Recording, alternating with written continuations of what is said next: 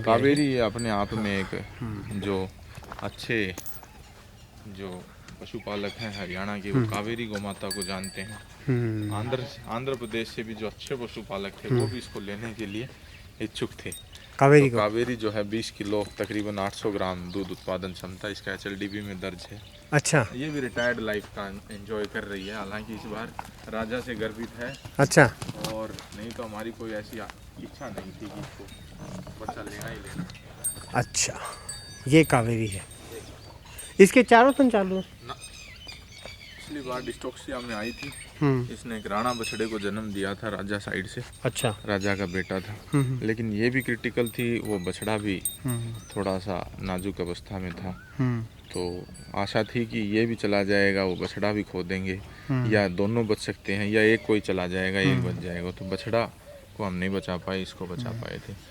तो ठंड में थोड़ा सा मास्टाइटिस की समस्या आई थी उस ब्यात में, लेकिन हमने इसलिए ट्रीटमेंट उसका बहुत ज़्यादा इंजेक्शन नहीं लिया वहाँ की। इसको अब रिटायर्ड लाइफ जिलवाना है, ज़्यादा परेशान हम करते नहीं, कोई और गाय से शुरुआत करेंगे। लेकिन इस बार ये राजा से प्रेग्नेंट है। अच्छा। हाँ, बाकी कितने महीने की लाया गया था उस समय गर्भवती कितने महीने के हो गए? ओके थे बिल्कुल। अच्छा, दोनों तरफ बैठ के दूध निकाला। अच्छा, अभी ये तकरीबन 7.5-8 महीने के आसपास जा चुकी है। अच्छा, हाँ, बड़ी अच्छी गाय। क्या आप ये देखो, ये इसके बच्चे हमारे पास नहीं आए नहीं ना। एक बछड़ा आया था राणा। अच्छा। वो मैं बचा नहीं पाया, 3 दिन का होने के बाद। तो अभी कोई इसकी प्रोजेनी है सच आई नहीं है। अच्छा, जब तो अभी आएगी तो तब देखेंगे। 1-1.5 महीना तकरीबन समय लग जाएगा। ये राइट साइड में जो कोख में जो बच्चा होता है वो साफ दिख रहा है।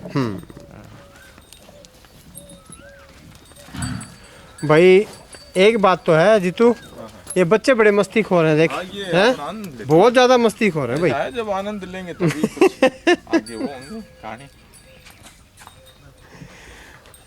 ये तीसरी बेटी है, बूढ़ी माई वो तख्ती जो मेरे पास। ये एक अपने रोहतक से थे। हाँ। युवा साथी। हाँ। गांव है गद्दी खेड़ी। अच्छा। तो उन्होंने विशेष तौर पर कहा था कि जीतू भाई, अगर मैं किसी को ये गऊ दूंगा तो सिर्फ आपको दूंगा। अच्छा। बोले इनके पीछे लाख रुपए देने के लिए भी तैयार हैं। तो आते ही मोरी वोरी इसको हटा करके, आप देखिए किसी भी गाय के मोरी नहीं है। मोरी जो है ना, वो मैं क्रूरता की दृष्टि से मानता हूँ। आपने उसका मुंह जकड़ रखा है, आप उसको कम से कम इतनी तो आज़ादी दें कि वो अपना गर्दन घुमा सके आराम से। मोरी तो कहीं ना कहीं उसके लिए एक बंदिश है। तो ये आई थी, उसके नीचे बछड़ा है। अच्छा। बछड़े को मैं काफ़ी सुपीरियर इसलिए मानता हूँ क्योंकि एक तो प्राकृतिक गर्भाधान से है। अच्छा। दूसरा, इसकी माँ के मोटे और जो मजबूत टिट्स हैं वो अभी से इसमें दिखाई दे रहे हैं, साफ सुस्पष्ट। तो आशा है कि माँ की तरह जो देखो, इस चीज़ में आज हमें समझने की ज़रूरत है। भावनाओं में बहने की कोई बहुत ज़्यादा आवश्यकता नहीं है। सबसे पहले तो आप गऊ से प्रेम करें। हर समय दूध दूध दूध, उस कितने नीचे दूध है, 18 है, 20 है, ठीक है, वो एक मापदंड है। लेकिन उससे भी पहले गाय का सानिध्य अगर आप लेना चाहेंगे तो वो ज़्यादा ठीक रहेगा। दूसरी बात कि वो जो गायें हैं जिनके पेंसिल जैसे पतले थन हैं और दूध में कोई बहुत ज़्यादा वो नहीं अच्छा कर पाई, तो उनको थोड़ा सा रोकने की आवश्यकता है। आज हमारी हरियाणा प्रदेश में जितनी भी गौशालाएं हैं, आपको गायें भरी अवस्था में देखने को मिलेंगी। लेकिन कौन सी गायों पर, उन कच्ची पक्की नस्लों पर कैसे किस तरह से कौन से नंदी प्रयोग किए जा रहे हैं, कोई व्यवस्था नहीं है। बस वो गाभिन हो रही हैं बच्चे को, तो वो एक नार्किक जीवन जीने के लिए कहीं न कहीं मजबूर हैं। जो 2, 3, 4, 5 लीटर दूध की गायों के हैं और जो 2 महीना 1.5 महीना दूध देती हैं और फिर ड्राई हो जाती हैं, बच्चे का भी ठीक से पोषित नहीं कर पाती। तो उन गायों को एक सेग्रीगेशन करके और उनको एक रिटायर्ड या फिर एक आनंदमयी जीवन दे दें, जिस प्रकार से दीप्ति अग्रवाल मैडम ने दे रखा है कि एक अच्छा उनको 300-350 बीघा का जंगल में छोड़ रखा है और वो अपने खाएं पिएं, लेकिन नंदी से गर्भित वो ना हो। श्रेष्ठ जो गोधन है, जो स्वभाव में भी बिल्कुल शांत है, या फिर कद काठी और उनका जो दूध उत्पादन क्षमता की लेंथ ऑफ ड्यूरेशन और पर डे का मिल्क यील्ड वो अगर अच्छा है तो हरियाणा ब्रीड को डेवलप करना है। क्योंकि आज अगर हम देखें कि बैलों के लिए मजबूत बैल चाहिए, उसका कोई बहुत ज़्यादा औचित्य रह गया है, तो मशीनीकरण के उस युग में वो अहमियत थोड़ी कम हुई है। तो अब हमें किस चीज़ के ऊपर फोकस करना चाहिए कि अच्छी और अगर ठीक ब्लड लाइन के, तो उनके अगर आप बछड़े, उनके भी बछड़ों को अगर आप तैयार कर लेंगे, मान लो ये जब गऊ आई तो इसने हमारे पास कम दूध दिया, तो ये बंदे कहने लगे कि ये तो आपको शायद झूठ बोल करके दे दी, फलाना है टिनका। लेकिन ये 2 महीने जब यहाँ पर रुकी तो दिन दिन के साथ दूध बढ़ाती चली गई। तो इन्होंने कहा, ये जो बच्चे केयर टेकिंग स्टाफ है, इन्होंने खुद कहा कि अगले ब्यात में ये 16-17 प्लस दूध निकाल देगी गौ। क्यों? क्योंकि उसको आचार विचार जो हम गोपालकों के हैं उसके साथ अपने विचार मिलाने में गऊ को थोड़ा समय जरूर लगता है। और ये एक शौक की परिस्थिति होती है। जिस प्रकार से हम जब भारतीय वायुसेना में सेलेक्ट हुए तो घर से दूर गए तो वहाँ पर न चाहते हुए भी मन भर आता था, बाथरूम ढूंढते थे, एकांत ढूंढते थे और उसमें जा कर के थोड़ी देर रो के आते थे, मन हल्का हो जाता था। तो वैसा ही गऊ महसूस करती है जब उसका घर आंगन आपने छीन लिया।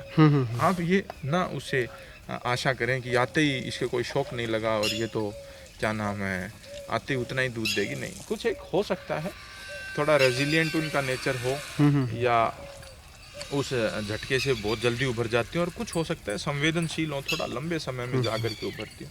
बाकी एक जो यहाँ पर हमें जो देखने को मिला है कि जो भी गऊ आती है उसका दिल बड़ा अच्छे से लग जाता है। 100 नंबर की गऊ है। ये भी जितने अच्छे गोपालक हैं हरियाणा में, जो जीव प्रेमी हैं, जो गो प्रेमी हैं, जो वीडियो से जुड़े हुए हैं, उनको पता है कि ये HLDB, माफ़ी चाहूँगा, लुआस यूनिवर्सिटी की 100 नंबर की गाय है। देखो पुट्ठे के ऊपर 100 नंबर जो है, तो 100 नंबर की गऊ है। तो इसकी जो बेटी थी, सेकंड टाइमर ने ही 20 किलो प्लस का आंकड़ा छुआ था वहाँ पर। अखबारों में काफ़ी दिन सुर्खियों का विषय रही थी वो।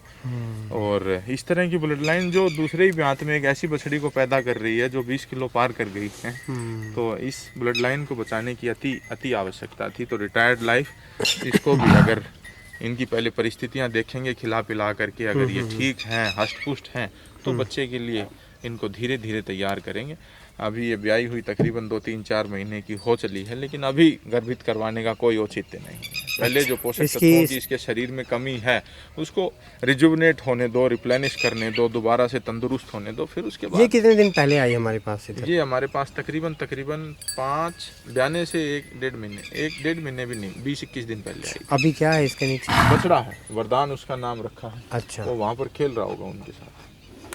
वो जो पीछे कॉर्नर में छोटा है वो वाला? वो जो बछड़ा पूंछ जिसकी दिख रही है वो, अच्छा, मुड़ के चाट रहा है। ठीक। तो वो तीसरे दिन थोड़ा सा बीमार हो गया था, सर्दियों का समय था, तो मैं अपने कमरे में उसको बोरी बिछा करके अपने साथ सुलाता था।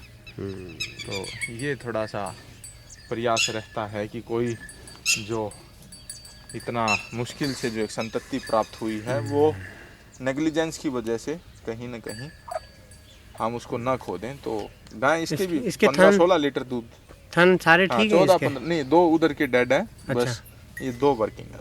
अच्छा, देखिए, अगर हमें पता चल गया कि ये एक अच्छी मिल्क लाइन की है तो हम टिट्स को नहीं देख सकते ना, फिर नहीं फिर देखना। हमें पता है कि उसके अंदर जो DNA है, जो जीन्स है, वो तो एक अच्छी मिल्क लाइन की। फिर तो देखो, जीन अच्छा है, उससे फिर टिट्स देखने की जरूरत नहीं रहती।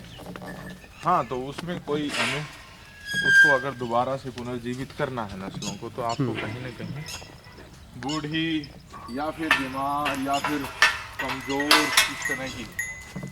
तो राजा नंदी है जो मैंने बताया कि 2 ब्लड लाइन हमने तैयार की है। बहुत शक्ति, एक राजा, बहुत ही ऊंचे कदकाठी का है।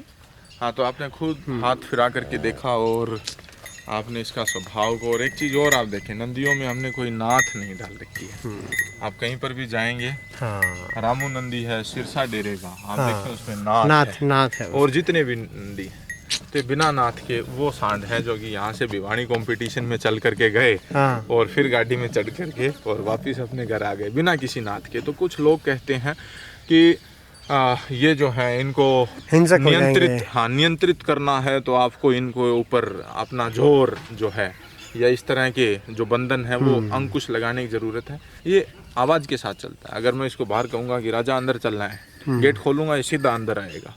इसको समय अगर इसका दाना चारे का हो गया, आपने 5-10 मिनट भी लेट कर दी तो ये डा मारेगा कि भाई टाइम हो गया, भोजन ले आओ मेरा। ठीक है, तो हर चीज के साथ अगर आपने इसको खोलने बांधने में, रोज सुबह ये बाहर जाता है, अगर बाहर भेजने में अगर आपने लेट कर दी तो ये डा मारेगा कि मेरा टाइम हो गया, तुम कहाँ किस काम में लग रहे हो। हाँ। ये यहाँ से डा मारेगा, उधर से शक्ति पुकारेगा कि भाई मेरी जगह अब बदली। देखो इतना बड़ा शरीर है, इतना विकसित शरीर है, तो इसको नाथ से नहीं, इनको तो प्रेम से कंट्रोल करेंगे तो वो चीज को समझे कि यही चीज आज हमें अपने जो बच्चे हैं ना, उनको डरा कर, धमका कर और पनिशमेंट दे करके उनको नियंत्रित करने की आवश्यकता नहीं है। आप उनको नैतिक संस्कार दें और संस्कारों के अंकुश इस तरह से लगाएं जिस प्रकार से हम जब भारतीय वायुसेना में थे तो बेड के इधर वाला भी और बेड के इधर वाला भी दारू पीता था। तो वो कहते थे कि जिंदगी का आनंद ले रहे हैं हम और जीतू भाई नहीं ले रहा।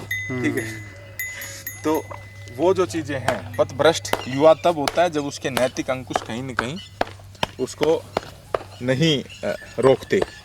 अगर आप उसमें एक नैतिक संस्कारों का एक अच्छा वो कर देंगे। और ये जो है, ये शक्ति की बेटी, हाँ अभी इधर आए देखें, ये अपने अंजित भाई हैं, मारा चिटाना सोनीपत में गांव है, उनके पास सबसे पहले ये शक्ति की बेटी आई थी।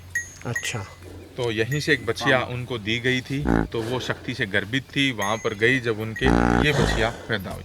ये यहाँ पर गर्भित होने के लिए आई हुई है, उन्होंने भेजा है तकरीबन 6,000 रुपये भाड़ा लगा करके और यहाँ पर छुड़वाया है, राजा से इसको गर्भित करवा दिया गया है 11 तारीख को। बहुत सुंदर। और 6,000 रुपये लग करके अब ये वापिस जाएगी। बात देखें कि हमारे युवाओं में जो है वो एक अच्छा रुझान हमें देखने को मिल रहा है।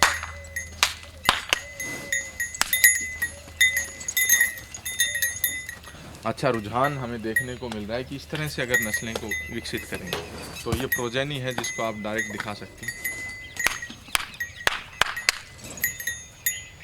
तो वो शक्ति की प्रोजेनी जो है,